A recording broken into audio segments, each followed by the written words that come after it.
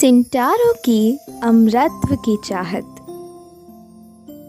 तो साहिबान, ये कहानी है पुराने जापान की। इसमें बात है ज़मीन आसमान की, ज़िंदगी और मौत के सामान की। जी क्या कहा? बढ़ा चढ़ा कर कहती हूँ तो जाने दीजिए, चुप रहती हूँ। वो कहानी ही क्या जो सच की मनौती ले और ना कल्पना को कुछ भी चुनौती दे। नहीं, बुरा नहीं माना, आप कहते हैं तो सुनाती हूँ। शब्दों के चूल्हे पर अर्थ की रोटी पकाती हूँ।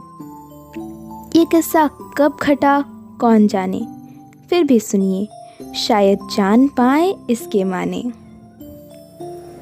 समय के उस छोर पर निप्पोन देश यानी पुराने जापान में, जहाँ किंवदंतियों के अनुसार सूर्य का जन्म हुआ था, सिंटारो नाम का एक व्यक्ति रहता था।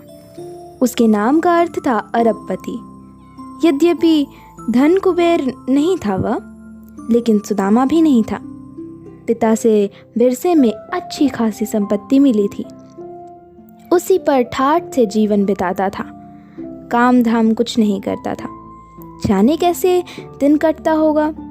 शायद वसंत में चेरी वृक्ष के फूलों का पांखुर पांखुर खिलना देखता, पतझड़ से रंगीन हुए वनों में घूमता हो, और शीत ऋतु में बर्फ से ढके करवीले फूजी पर्वत की एक झलक के लिए आशी ताल पर हफ्तों डेरा जमाता हो, या गिंजा और आशिया के विलास मंदिरों में गेशा बालाओं के लोद्र रेणु से श्वेत मुख निरखता, उनके हाथों भरे साके शराब के जाम पीता, उनकी कलात्मक बातों का आनंद लेता हो।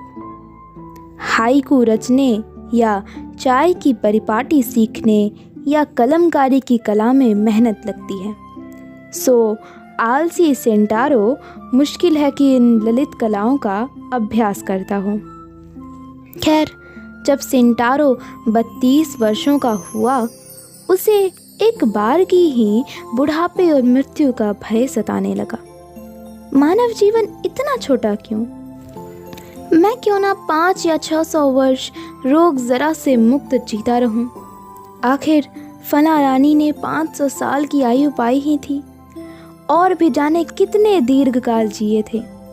सिंटारो के मन में ऐसे ख्याल घूमते रहते। फिर उसने चीन देश की महाभित्ति के निर्माता राजा शिन्नो शिको की कहानी भी सुनी थी। राजा शिन्नो शिको की भी मृत्यु की अटलता का प्रश्न दिन रात सताता था।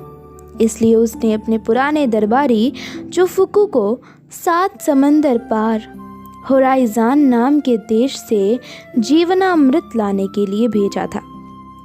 कहा जाता था कि होराइज़न के पहाड़ों में ऐसे यति रहते हैं जिनके पास मृत्यु निवारक रसायन था। जब राजा ने यह सुना तो उसने न आओ देखा न ताओ, शायद बेचारे बूढ़े जो सुफूक से पूछा भी नहीं, और अपना सबसे ऐश्वर्यशाली पोत उसके लिए तैयार करवा दिया। उसमें तरह तरह के खजाने भरवा दिए और जोफुकु को अमृत से भरी शीशी लाने के लिए निर्देश के साथ रवाना कर दिया। बेचारा जोफुकु, जो अमृत के संदान को गया, सो कभी नहीं लौटा। लेकिन जापान में प्रचलित हो गया कि होराइज़न दरअसल फूजी पर्वत है, और उसकी सुरम्य ऊंचाइयों में कहीं जोफुकु अब भी बस रहे हैं, और अमृत के रहस्य के जानकार यतियों के देव बन बैठे हैं। बूढ़े दरबारी से देव का सफ़र उन्होंने कैसे तय किया, इसके बारे में भले कोई जानकारी ना हो, लेकिन जोफुकु अमरत्व के अधिष्ठाता देव के रूप में जनमानस में जम गए। सिंटारो ने तय किया कि वह सभी ऊंचे पर्वत शिखरों पर जाएगा और अमृत के रक्षक यतियों को ढूंढने की कोशिश करेगा। बहुत दिन भटकने के बाद सिंटारो को यति नहीं मिले। मिला एक शिकारी। पूछने पर बोला, यति सती का मुझे नहीं पता, लेकिन यहाँ एक डकैत रहता है जिसके 200 साथी हैं। सेंटारो यह उत्तर सुनकर खिजा, या शायद मन ही मन डरा, लेकिन अपनी मर्यादा बचाने के लिए जताया नहीं। फिर भी उसने सोचा, इस तरह भटकने से क्या लाभ, क्यों ना जोफुकु के मंदिर में जाकर साधना की जाए। वे ठहरे यतियों के देव, उनके एक इशारे पर यति दौड़े आएंगे और मिन्नतें करके अमृत दे जाएंगे। ऐसा विचार आते ही सेंटारो जोफुकु के मंदिर पहुंच गया। 7 दिनों तक अखंड प्रार्थना करते रहने पर 7वीं रात को जोफुकु सचमुच प्रकट हुए। वे एक चमकीले उजले बादल में लिपटे थे और बड़े शांत मनोहर दिख रहे थे। सेंटारो को पास बुला वे समझाने लगे, देखो सेंटारो, यति बनना तुम्हारे बस की बात नहीं, बड़ी मशक्क़त लगती है, बड़े पापड़ बेलने पड़ते हैं, सिर्फ फल और चीड़ की छाल पर तुम जी नहीं पाओगे, संसार के सुखों को तुम छोड़ नहीं पाओगे। तुम तो बढ़े चढ़े आलसी हो और नाजुक इतने कि ठंड और गर्मी तुमको औरों के मुकाबले ज़्यादा सताती है। तुम में कहाँ यति व्रत लेने का धीरज और साहस है। इतनी लानत मलामत से जब सेंटारो का मुंह उतर गया और आशा छूट गई तो जोफुकु बोले, लेकिन चलो, तुमने जो ये पूजा प्रार्थना की है उसके एवज कुछ करना बनता है, सो मैं तुमको ऐसे देश भेज देता हूँ जहाँ कोई नहीं मरता, चिरंतन जीवन का देश। यह कहकर चीनी दरबारी उर्फ अमृत देव ने सेंटारो के हाथ में एक कागजी बक थमाया और उसकी पीठ पर सवार होने का आदेश देकर अपने चमकीले बादल के साथ अंतर ध्यान हो गए। सेंटारो अचकचाया। आप भी अचकचाएंगे अगर आपको कोई बित्ते भर के कागज़ के बगुले पर बैठने को कहे। लेकिन जापानी सेंटारो निर्देश का पालन और बुजुर्गों की मर्यादा रखने की परंपरा के चलते बुद्धि ताक पर रखे बक पर बैठ गया। बैठते ही वही हुआ जो होना चाहिए था। कागज़ का बगुला बढ़ने लगा, बढ़ते बढ़ते महाकाय हो गया, अपने शक्तिशाली डैने खोले उड़ने लगा। स्वाभाविक है कि सेंटारो पहले डरा, लेकिन बाद में उसे उड़ान में आनंद आने लगा। वह बगुला कई दिनों तक उड़ता रहा, न दाने के लिए रुका न पानी के लिए। खैर, कागज़ की चिड़िया को दाने पानी की क्या दरकार। लेकिन सेंटारो को भी भूख प्यास नहीं लगी। शायद कभी न मरने की इच्छा पूरी होने से ही उसका पेट भर गया था। कई दिनों के सफ़र के बाद सेंटारो चिरंतन जीवन के देश पहुंचा। वह देश सेंटारो को बड़ा विलक्षण लगा। वहाँ के किसी निवासी की याददाश्त में कोई कभी नहीं मरा था और रोग वगैरह तो सुनने में भी नहीं आते थे। लेकिन कुछ कमी वहाँ भी थी।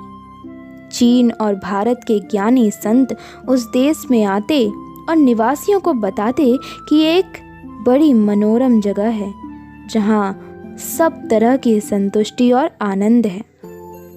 वह स्थान है स्वर्ग और वहाँ मरने पर ही पहुँचा जा सकता है। चिरंतन जीवन के देश के निवासियों की एक ही इच्छा है, मरने की। अमीर श्रेष्ठी और गरीब गुरबे सभी जीते जीते थक चुके थे और बस मृत्यु की शांत स्थिरता चाहते थे। चुनाचे वे तरह तरह के विष फांकते, अति विषाक्त पफर मछली खाते और स्पेन देश की जहरी मक्खियों से बनी चटनी चाटते। रसायन जो बालों को सफ़ेद और हाजमे को मंद करे आजमाते, लेकिन मृत्यु उनके पास नहीं फटकती। वाकई हमारे विष उनको अन्न हो जाते। सेंटारो उस अमर देश में बस गया, कुछ काम धंधा जमाया, घर वगैरह बनाया, लेकिन जैसे जैसे समय बीता वह असंतुष्ट रहने लगा। अनंत काल तक ऐसे ही जीते रहना, यूं ही खाते पीते सोते जागते अनवरत अनिवार्य चक्र में युक्त रहना उसे सालने लगा। शायद चिरंतन जीवन की व्यर्थता और मृत्यु की सार्थकता का उसे कुछ कुछ भान होने लगा हो, या अपने समरस संभावनाहीन जीवन से वह ऊबने लगा हो। जो भी कारण हो, सेंटारो अब अपने उसी मर्त्य लोक लौटने के लिए छटपटाने लगा, जहाँ से बचने की उसे ऐसी तीखी लालसा रही थी। यदि उसकी असंभव की लालसा और फिर पा जाने पर खो देने की अकुलाहट पर आपको आश्चर्य हो रहा हो, तो ज़रा अपने मन को झांक कर देखें। खैर, सेंटारो की घर लौटने की इच्छा असहनीय हो उठी, तो उसे फिर जोफुकु देव का ध्यान आया। अपने स्वार्थ में उसने यह भी नहीं सोचा कि 200-300 वर्ष भूले रहने के बाद जोफुकु क्यों उसकी सहायता करेंगे। लेकिन जोफुकु तो बड़े दयावान निकले। इधर सेंटारो ने प्रार्थना की, उधर कागज़ का बगुला फिर नामुद्दार हुआ। इतने बरसों वह सेंटारो के उसी पुराने किमोनो की आस्तीन में पड़ा रहा था। जैसे ही सेंटारो बगुले पर सवार हुआ और बगुला समुद्र पार उड़ चला, तो सेंटारो को पीछे छूटे अमर्त्य देश का खेद सताने लगा। सेंटारो का ढुलमुलपन आपको या मुझे शायद जाना पहचाना लगे, लेकिन जोफुकु देव को उस पर खिज हो आई। बस समुद्र में बड़ा भारी तूफान उठा और जादुई बगुले का कागजी पैरहन भीग कर मुचड़ गया। नतीजतन सेंटारो समुद्र की उद्दाम लहरों में गिर पड़ा और डूबने लगा। एक भयंकर मत्स्य उसे ग्रसने को उसकी ओर बढ़ने लगा। सागर के खारे पानी से घुटते गले से उसने जोफुकु देव को गुहारा। सहसा सारा समा बदल गया। सेंटारो ने पाया कि वह जोफुकु देव के मंदिर में ही है। चिरंतन जीवन के देश में बिताए पिछले शतकात घड़ी का स्वप्न मात्र निकले। फिर कथा परंपरा के अनुसार देव का एक दूत आया। उसने सेंटारो को अमरता की इच्छा त्यागने और जीवन को कर्म से समृद्ध करने की शिक्षा दी। एक ग्रंथ दिया जिसमें पुरुषार्थ और धर्म कर्म की महत्ता थी। फिर पूर्वजों और संततियों को कभी न भूलने का निर्देश दे दूत अदृश्य हो गया। 300 वर्षों के उबाऊ स्वप्न जीवन और शायद उतने ही उबाऊ उपदेश के बाद सेंटारो भर पाया और अपने घर लौट संसार के नियमों के अनुसार रहने लगा। अब इस कहानी को सुनकर आप कोई प्रश्न न कीजिए, और यदि प्रश्न उठे तो स्वयं से पूछिए या जोफुकु देव से, वरना अपने मिट्टी के चूल्हे में मगन रहिए।